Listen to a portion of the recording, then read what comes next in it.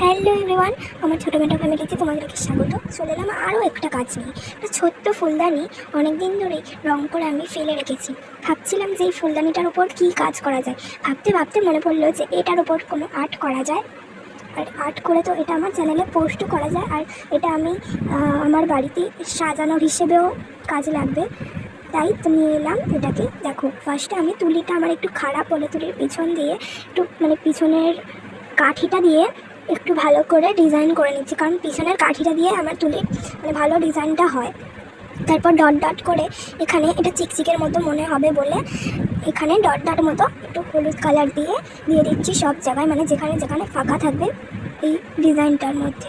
Guys দেখতেই পাচ্ছ এখানে ডট ডট দিয়ে দিচ্ছিলাম। এরপর ডট ডট দেওয়ার পর কিন্তু শুধু হলুদ রঙেই শেষ নয়, এখানে আমার পুরো কমপ্লিট হলে তারপরে তোমাদের দেখাচ্ছি আর কি ডিজাইন করতে চলেছি। দেখো, আমার ডিজাইনটা এখানে কমপ্লিট হয়ে গেছে। এরপর আমি একটা ব্লু কালার নিয়ে এটার ওপর তুলির অংশটা দিয়ে একটা ফুলের ডিজাইন করতে চাইছিলাম। আর দেখো, ভুল ত্রুটি হলে একটু মাফ করে দিও। আর এই দেখো, এখানে ছবিটাও আমি পোস্ট করে দিয়েছি। আমার ভয়েস ওভারটা একটু আগে দেওয়া হয়ে গেছে, আর এই দেখো এখানে ছবিটা আমি পোস্ট করে দিয়েছি।